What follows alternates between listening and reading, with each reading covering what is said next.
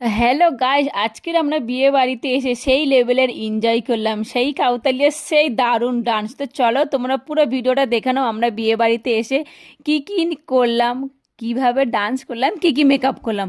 আর চলো চলো প্রথমে চলে এসো, তোমরা বাইরে স্টলে দেখে নিয়েছো কি কি ছিল।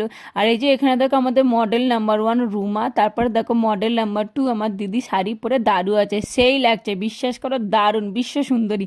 এখানে দেখো রেণুকা শেখকে অসাধারণ সাদা পরি লাগছে। তবে আমাকে কেমন লাগছে সেটা কিন্তু তোমরাই বলবে। আর মনীষাও এখানে দেখো পিঙ্ক রেড মানে সাদা পরি একসঙ্গে হয়ে গিয়েছে এখানে। তবে এখনও কিন্তু কারোর মেকআপ কমপ্লিট হয়নি, আমি আজকের একটু খুব তাড়াতাড়ি সেজে নিয়েছি।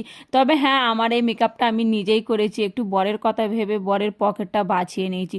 সবসময় তো আর বরকে বেশি খরচা করালে হয় না, তাই না? সেজন্য বরকে আজকে একটু রেহাই দিয়েছি, পার্লারের সাজ না সেজে একা একাই মেকআপ করেছি।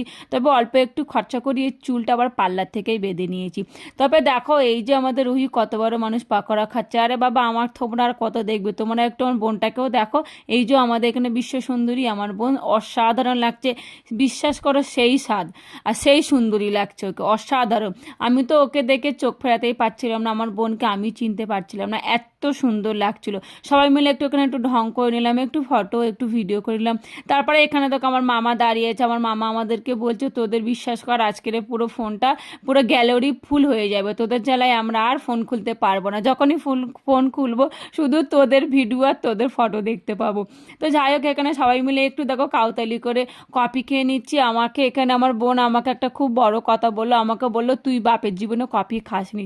যাই হোক, এটা শুনে একটু কষ্ট পেলাম, তবেও একটা সত্যি কথাও বলেছে এখানে। তারপরে দেখো গল্প করতে করতে ভীষণ জোরে খিদে পেয়ে গিয়েছে, তাই সবাই মিলে এখানে একটু খেতে চলে এলাম।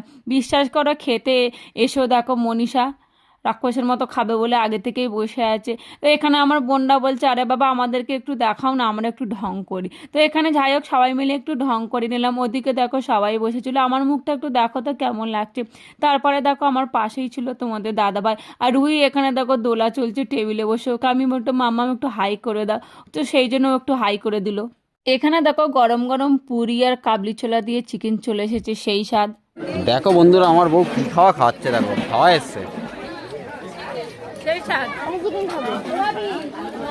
তো ওই যে ওখানে দেখো আমার ভাইয়ের বউ ছিল। আর এখানে না আওয়াজটা আমি একটু মিউট করে দিয়েছিলাম, তার কারণটা হচ্ছে আমার ফোন এসেছিল, ফেসবুক মামা আমাকে তো বড্ড ভালোবাসে, কপিরাইট দেবে বলে। তারপরে দেখো এত লোকের মধ্যে আমার বরটা আমাকেই দেখতে পেয়েছে, আমার দেখে ওর এতটাই হিংসা। যাই হোক, ও হিংসা করুক যাই করুক, বেশ ভালোভাবেই দুজন মিলে খেয়ে নিলাম। আর ওই আমাদের সঙ্গে দারুণ এনজয় করলো। সবাইকে টাটা বাই বাই বলে আমরা এখন বাড়িতে রওনা দিচ্ছি। তোমরাও ঝটপট একটা সুন্দর কমেন্ট